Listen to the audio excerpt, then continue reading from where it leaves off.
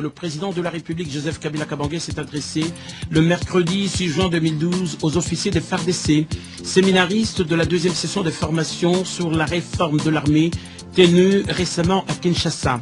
Il fallait aiguiser davantage le sens du devoir accompli et aiguillonner des vertus républicaines de ses compagnons d'armes, dont la mission cardinale sous les drapeaux est la défense de la patrie et la culture de l'esprit des corps au sein des FARDC et de la police nationale congolaise. Sous l'attente géante de la Cité de l'Union africaine, le commandant suprême des FARDC a d'abord félicité les hommes de troupe pour les sacrifices consentis sur le terrain à l'est du pays afin de ramener la paix en RDC. Les éléments de la police nationale congolaise se sont vus aussi congratulés par la même occasion. Le président Joseph Kabila Kabange a expliqué ensuite aux 175 au cadre présent le sens profond du deuxième séminaire de formation sur la réforme de l'armée auquel 120 participants des grandes unités ont pris une part active.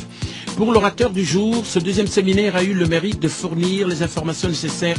à la réforme de l'armée et d'offrir un cadre approprié de conscientisation de l'officier sur son rôle en tant que patriote. La dite session a aidé à consolider la cohésion au sein des FARDC et de la police nationale congolaise par l'esprit de corps, a insisté le président Joseph Kabila Kabange, faisant vibrer la fibre patriotique. Le chef de l'État est revenu sur l'importance d'une armée républicaine dont le socle demeure la discipline, la loyauté, la défense de l'intégrité territoriale, la consolidation de la paix et de l'unité du pays. Poursuivant son message, il a confirmé que la priorité reste la stabilité de la RDC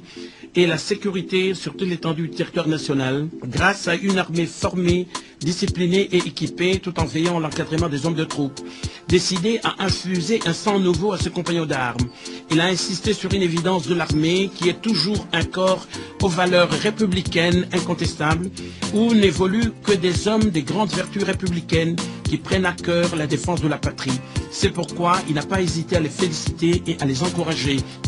En ce qui concerne le Kivu, les opérations sur les terrains pour le rétablissement de la paix doivent continuer, a-t-il déclaré. Abordant le besoin impératif de la survie de la nation congolaise, le président Joseph Kabila Kabange a lancé un vibrant appel à ses compagnons d'armes pour lutter ensemble contre le tribalisme, la division, le régionalisme, les querelles de clochers intercommunautaires qu'il faut déraciner de la société congolaise. Le chef d'état-major général des FARDC, Didier Itumba, a remercié le président de la République pour ce message de haute portée et pris l'engagement de sensibiliser davantage tous les officiers généraux, supérieurs et subalternes.